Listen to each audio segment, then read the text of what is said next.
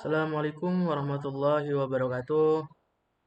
Di sini saya akan mempresentasikan materi yang sudah ditugaskan pada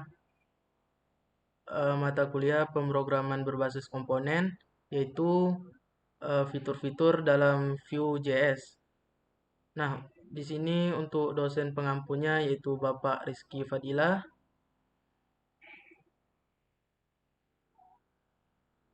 Sebelum itu, perkenalkan nama saya Laras dengan NPM 233510656 dari kelas 4D. Nah, yang pertama yaitu apa itu Vue.js?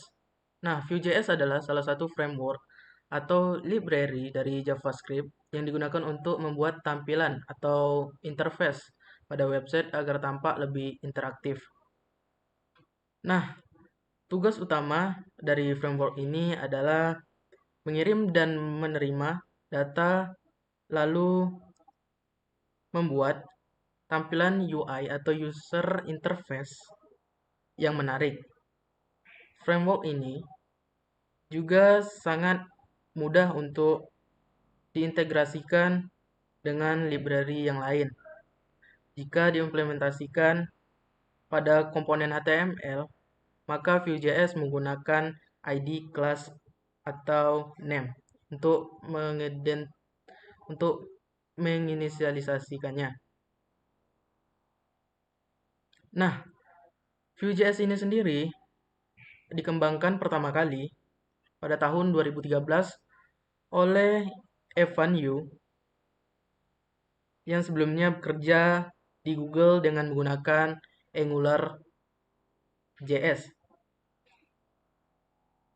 Nah, hal itulah yang melatar belakangi Evan You mengembangkan sebuah library yang lebih ringan daripada AngularJS.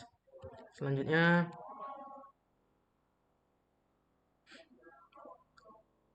yaitu fitur-fitur yang ada pada Vue.js. Bisa dibilang fitur-fitur populer yang digunakan pada Vue.js tersebut. Yang pertama yaitu ada komponen, yaitu digunakan untuk membuat berbagai elemen pada HTML secara custom. Yaitu elemen custom ini juga digunakan secara berulang-ulang untuk membantu modularisasi kode agar lebih terstruktur dan mudah dikelola. Nah, contohnya pada gambar tersebut. Nah, selanjutnya data binding. Digunakan untuk memanipulasi dan memberikan nilai atau value pada atribut HTML tersebut. Sebagai contohnya menggunakan style dengan menggunakan bantuan binding directive, yaitu vbind atau vmodel. Nah, vmodel digunakan untuk mengeluarkan pesan yang telah kita ketik pada form.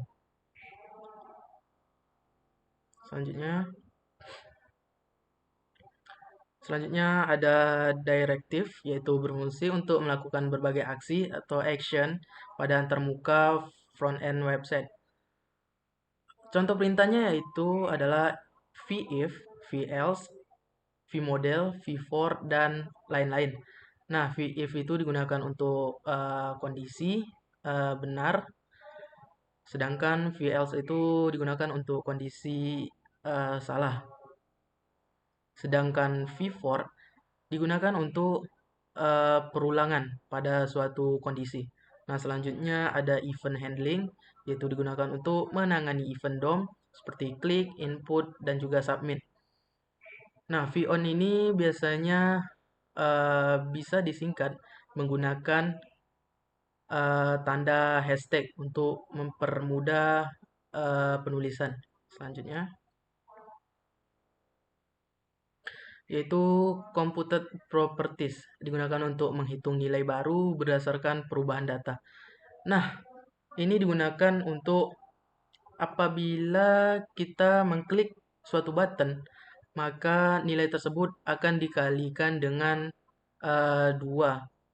Maka contohnya nilai value-nya itu 2, maka saat mengklik button yang telah kita buat menggunakan ref, maka value tersebut akan dikali 2. Dan selanjutnya itu yaitu adalah watcher, yaitu memantau perubahan data dan mengeksekusi kode tertentu saat data itu berubah. Nah, kode ini tidak ditampilkan pada website, tetapi kode ini tampil pada konsol yang ada pada website yang kita gunakan. Pada saat kita mengklik sebuah button, maka pada konsol web tersebut memberikan informasi bahwasanya nilai nomor tersebut telah berubah ketika kita mengklik suatu button yang telah kita buat.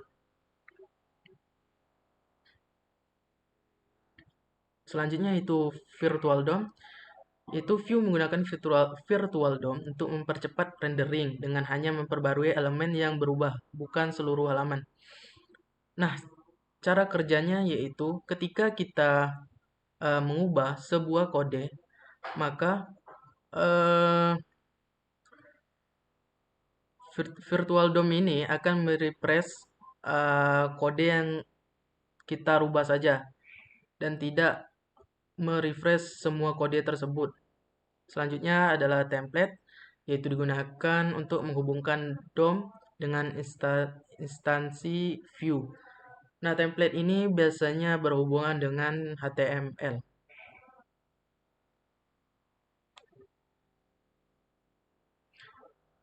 Nah, di sini ada beberapa kelebihan dari Vue.js itu sendiri, yaitu yang pertama mempunyai ukuran yang ringan.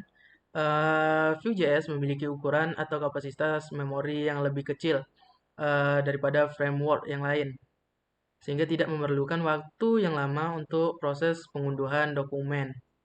Yang kedua, mampu berinteraksi secara dua arah. Berinteraksi secara dua arah menjadi salah satu kelebihan Vue.js yang paling menonjol. Kenapa? Karena di dalam framework tersebut juga menggunakan konsep arsitektur MVVM, model Vue model, yang dapat memungkinkan untuk berkomunikasi dengan bagian proses.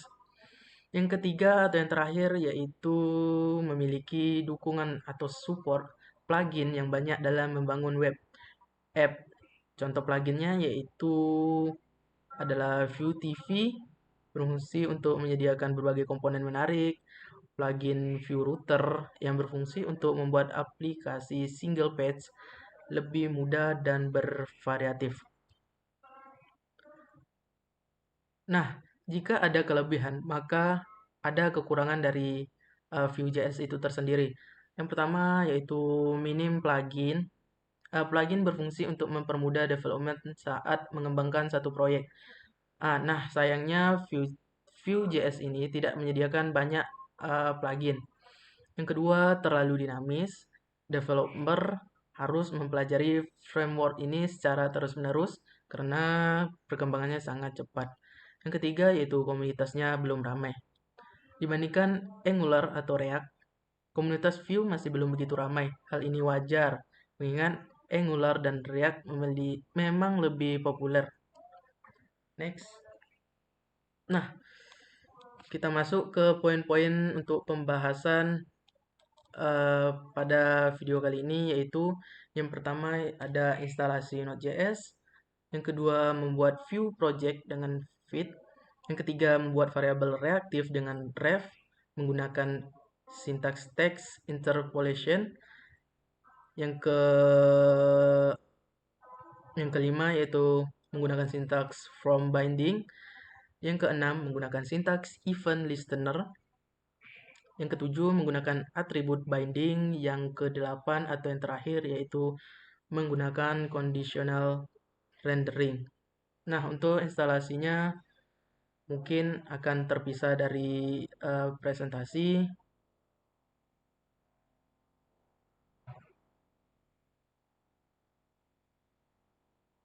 Nah, pertama yang kita butuhkan untuk instalasi.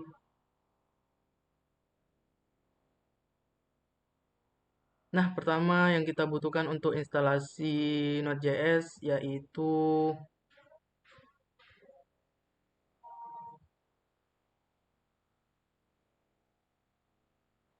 nah, install.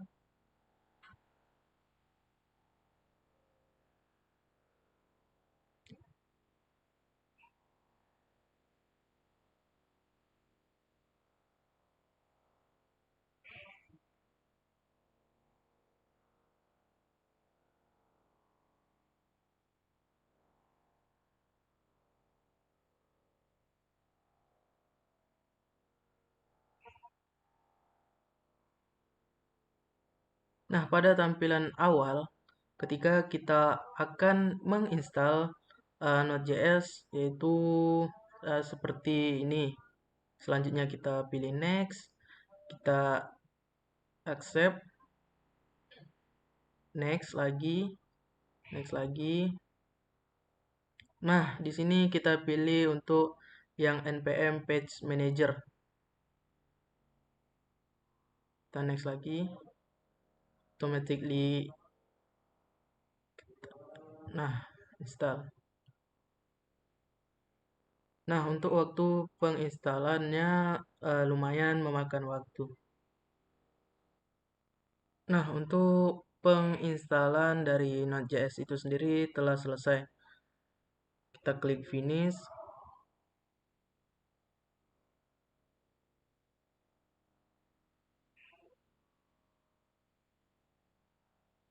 Nah, poin yang selanjutnya.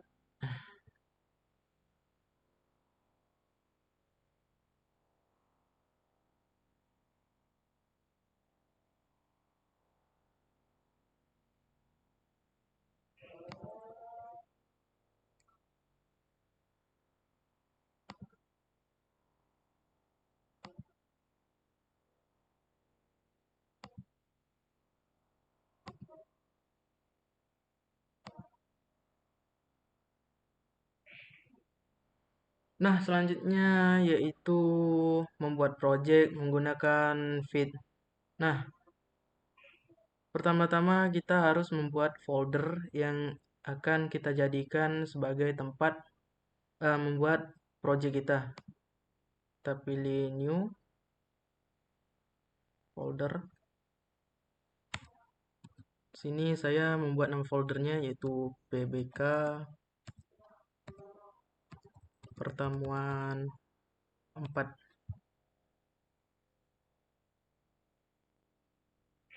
Nah, setelah kita membuat folder, maka kita masuk ke Visual Studio Code-nya.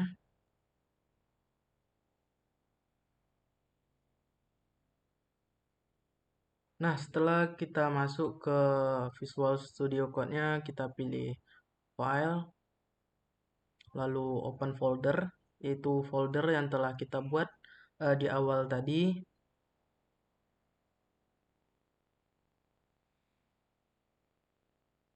Yaitu pbk pertemuan 4.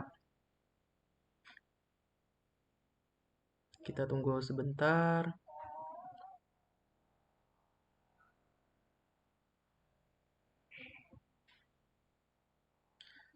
Nah, untuk menghubungkan antara Visual Studio Code-nya ke Vite-nya, kita buka terminal yang ada pada Visual Studio Code-nya.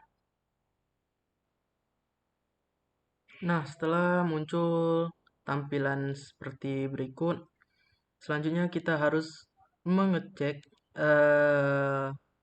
versi pada Node.js yang telah kita install tersebut dengan perintah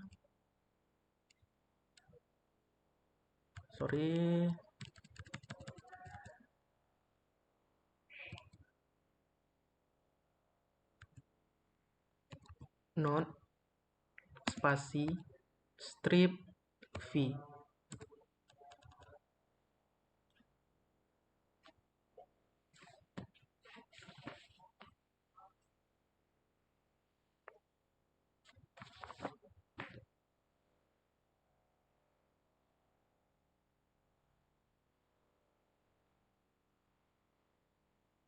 Nah, selanjutnya kita harus mengecek NPM-nya juga.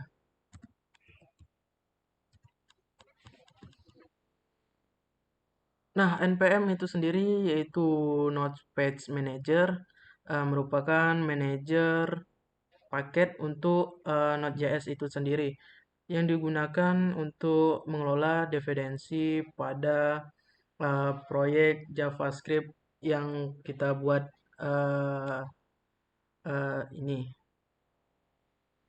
Nah, selanjutnya untuk membuat file feed-nya, kita perlu memasukkan kode yang berada pada website feed-nya itu sendiri. Kita masuk ke website feed-nya,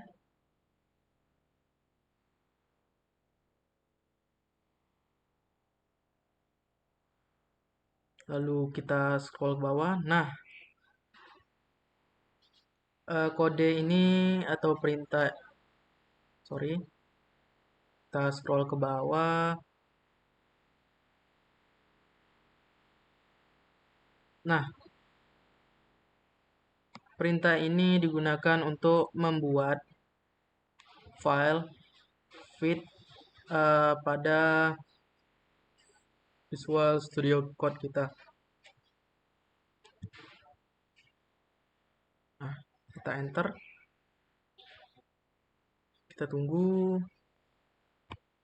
Muncul seperti ini, kita diarahkan untuk membuat nama project yang kita inginkan. Nah, di sini saya membuat nama projectnya yaitu Feed Project. Nah, untuk frameworknya di sini kita pilih Vue, lalu enter.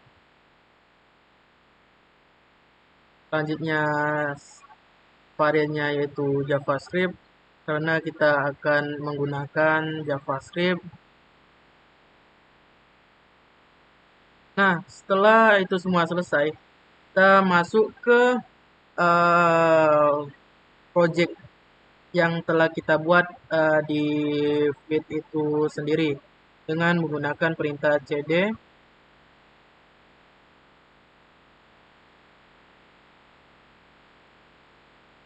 Nama project itu feed project.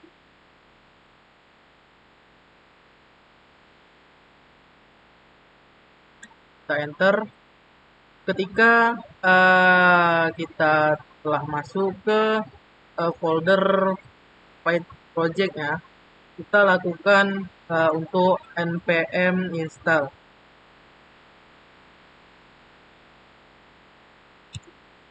Kita tunggu beberapa saat. Nah, setelah kita menginstal npm, maka tampilan yang akan muncul akan seperti berikut. Selanjutnya, setelah kita install npm, kita lanjut npm run dev.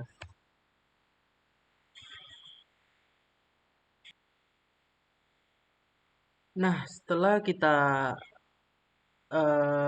ngerunning npm-nya, kita mendapatkan localhost untuk kita melihat tampilan codingan pada view kita. Kita coba masuk.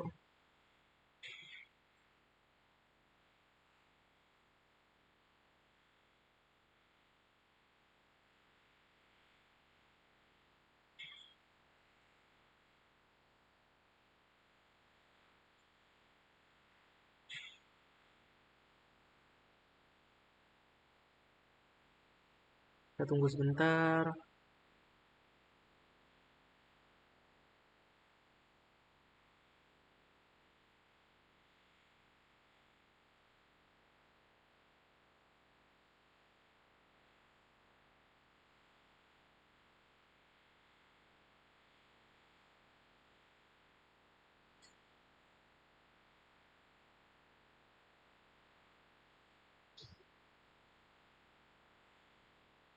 Nah, ini merupakan halaman website yang kita gunakan untuk melihat hasil codingan kita pada Visual Studio Code. Di sini ada beberapa sintaks dasar atau sintaks template yang telah diberikan oleh view tersebut. Kita mimes.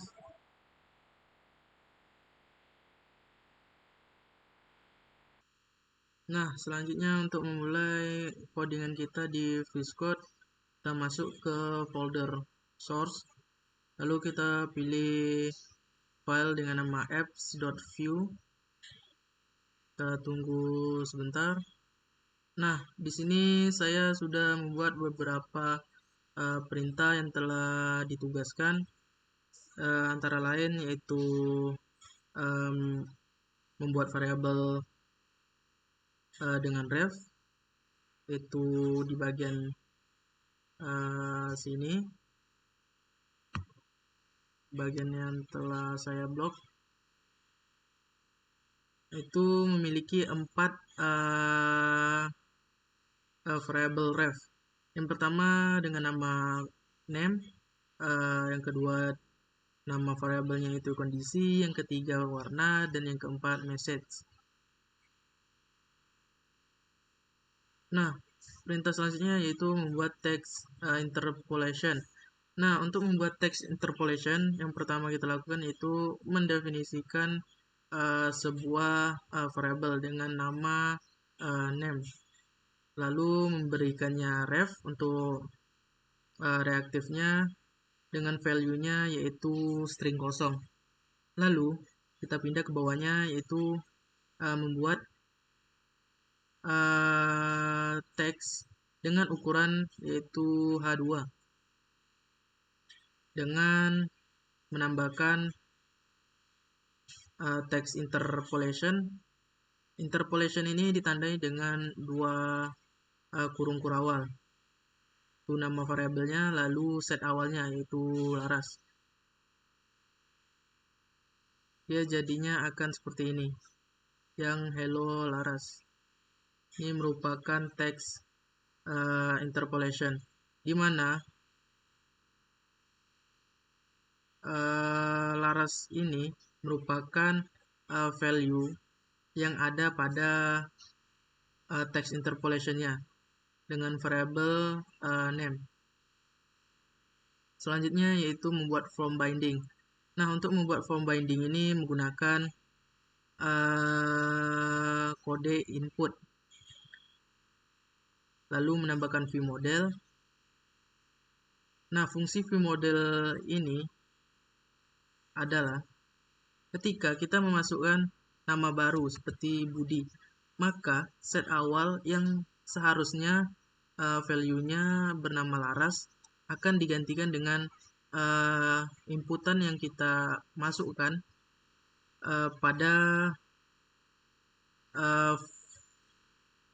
pada form yang telah kita buat menggunakan vModel. Selanjutnya membuat event listener.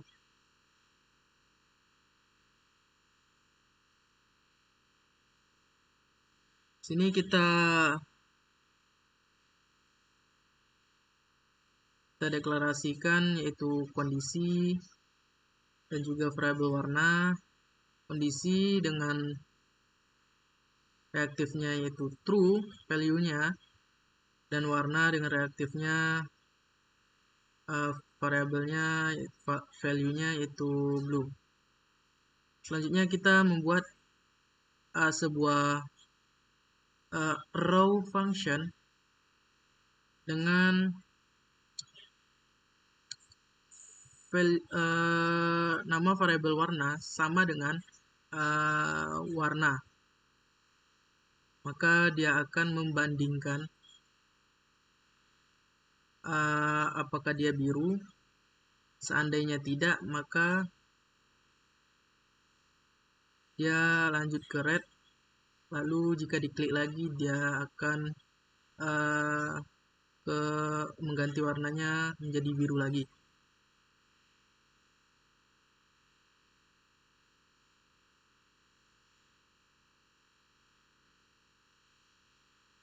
Selanjutnya untuk pesan,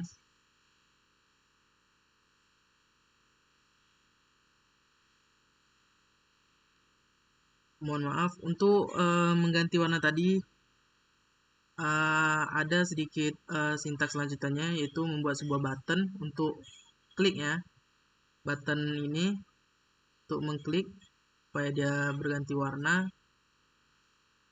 Lalu kita masukkan vbind. Vbind ini bisa kita ganti menggunakan titik dua. Lalu style itu background titik dua warna dengan color dari teks buttonnya yaitu putih. Lalu untuk kliknya kita menggunakan v-on. Bisa juga diganti menggunakan akeong.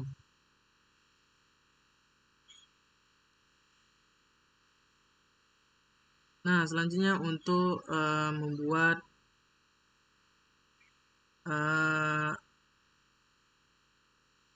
atribut binding.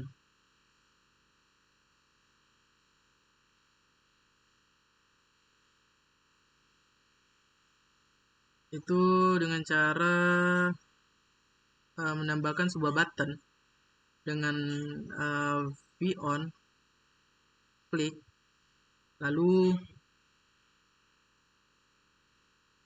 kita membuat sebuah function dengan nama pesan yaitu arrow function, lalu kita tambahkan ke buttonnya di bagian klik pada v-on-nya. Selanjutnya untuk conditional rendering yaitu menggunakan v untuk v-if yaitu kondisi di mana jika dia benar maka akan dilakukan perintah tersebut. Lalu vshow digunakan untuk mengembalikan data yang telah disembunyikan. Nah, ini merupakan fungsi vshow. Nah, dari sebelumnya tidak ada menggunakan vshow, maka dia akan kembali lagi datanya.